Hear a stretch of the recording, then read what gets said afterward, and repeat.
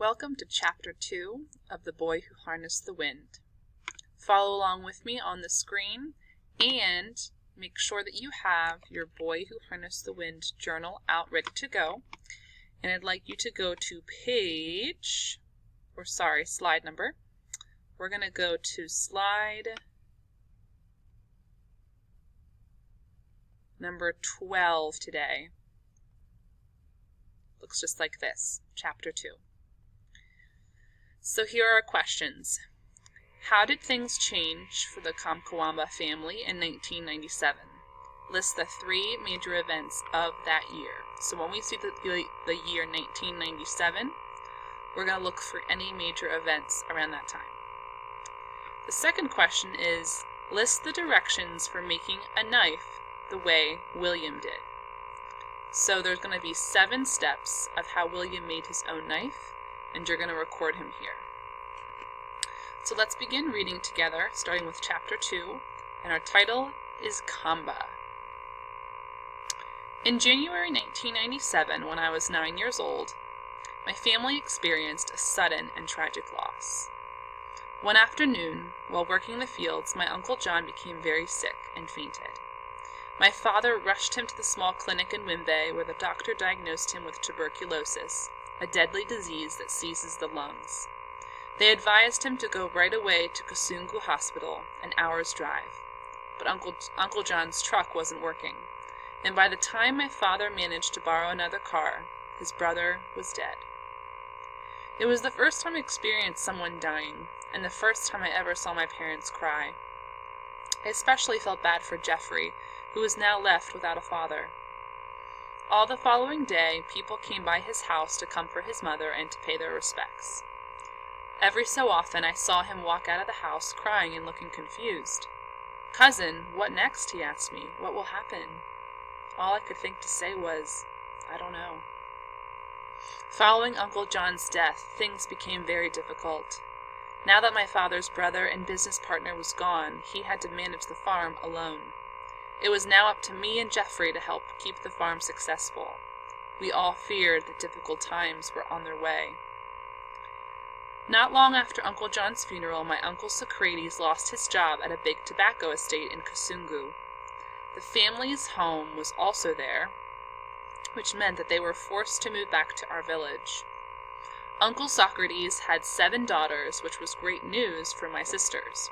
I myself could not care less about a bunch of girls. But as I helped my uncle unload the moving truck, something leaped out onto the ground. At my feet stood a big, slobbering dog.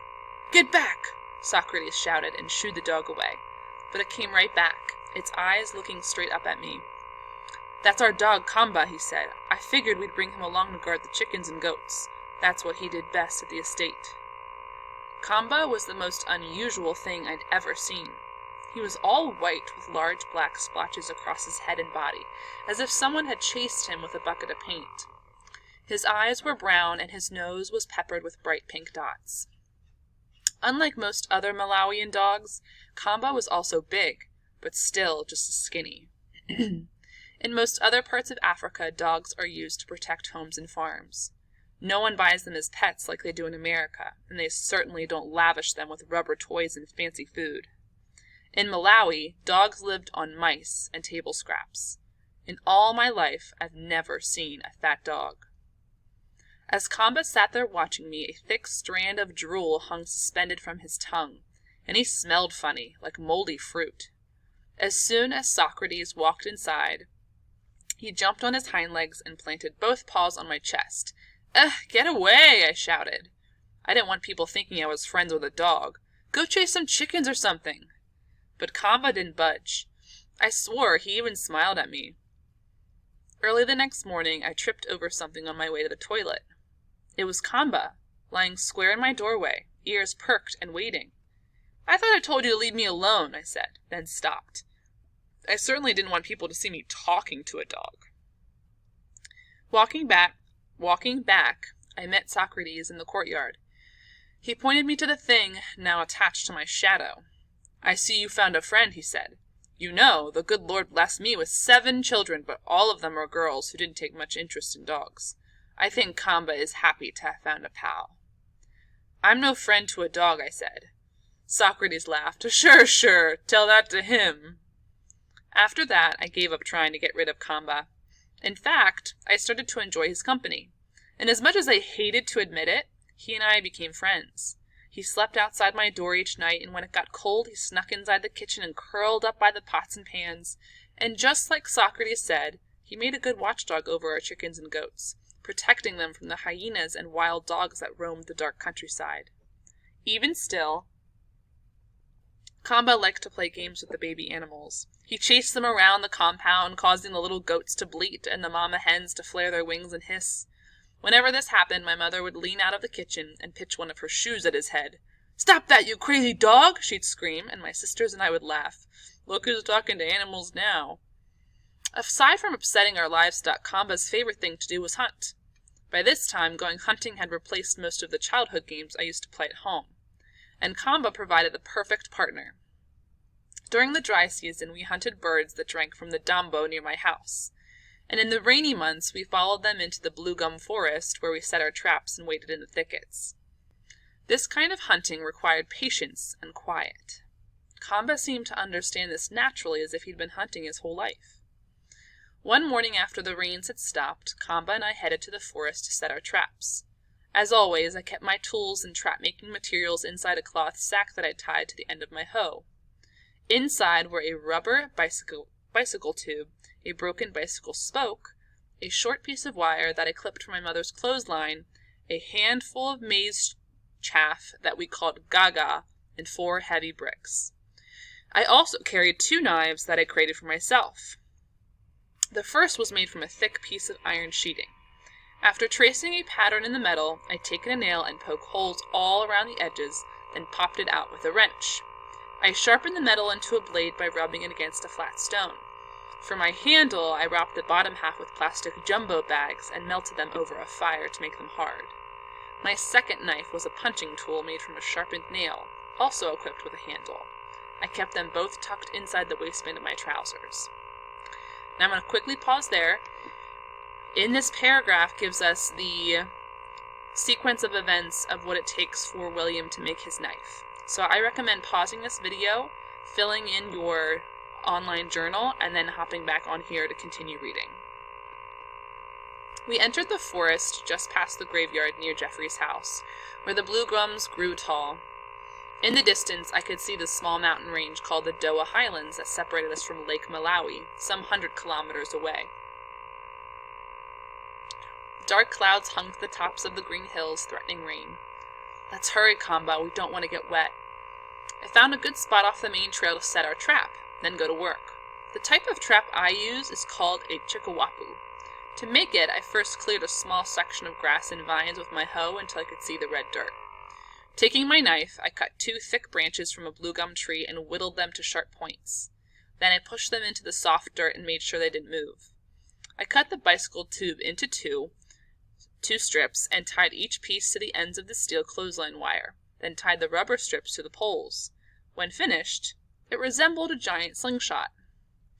The bark from a kachiri tree is papery and durable and makes a fine rope. I stripped several long sections and tied them together, and made a rope about 15 feet long. I attached it to the steel wire in my slingshot, then I pulled the rubber as far as it would go, locking it between 2 bicycle spokes, sticking out of the ground. This was my trigger. Once it was set, I stacked the 4 bricks directly behind the trap and sprinkled some gaga on the ground. Whenever birds landed to eat the bait, I'd pull the trigger and release the rubber sling, slamming them into the bricks. Let's hunt, I said. Kamba's ears perked at the command, and he followed me into the trees. We hid behind a small bush and waited for our game. About 30 minutes later, a small flock of 4 birds swooped overhead and spotted the bait. I felt my pulse quicken as they turned and feathered down. I was about to pull the trigger when a 5th bird landed. He was giant, with a fat gray chest and yellow wings. Come on, I thought. Just a little more to the right. That's it. Fat Bird pushed his way into the group and began to feed. With all the birds now inside the trap, I jerked the rope. Whoop-pop! The whole flock disappeared into a cloud of feathers and dust. Tonga! I shouted. Kamba and I raced out to investigate. 4 birds lay dead against the bricks while the 5th managed to fly away. I picked them up and brushed away the dirt, their limp bodies still warm in my hands. I placed them in my pockets. Now comes the fun part, I said. Kamba's tail was wagging like mad. Let's go eat. Back at the house, I cleaned the birds and sprinkled the meat with a coat of salt. I then sharpened a blue gum sapling and ran it through the birds like a skewer. In the kitchen, I gathered a handful of sticks and built a small fire. Once my coals glowed red, I held the birds over the embers until each one was sizzling and brown. The delicious smell soon drew my sisters to the door, begging for a taste. My father had to intervene. Leave those guys alone. The 2 hunters worked hard today. Now, let them enjoy their prize. The forest birds were small and bony, each one just a mouthful of meat, but even still, they tasted delicious. Kamba didn't worry about bones at all, just swallowed his birds in one quick gulp and wagged his tail for more. I started laughing. When it comes to hunting, you're very patient, I told him. When it's time to eat, that's another story. And that is where we finish chapter 2. So make sure you go back here to our chart.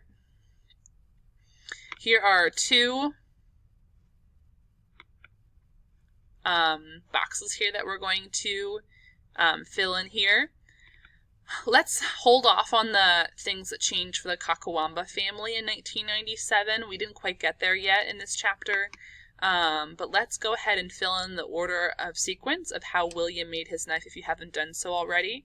Once you have all 7 steps filled in completely, then you are finished.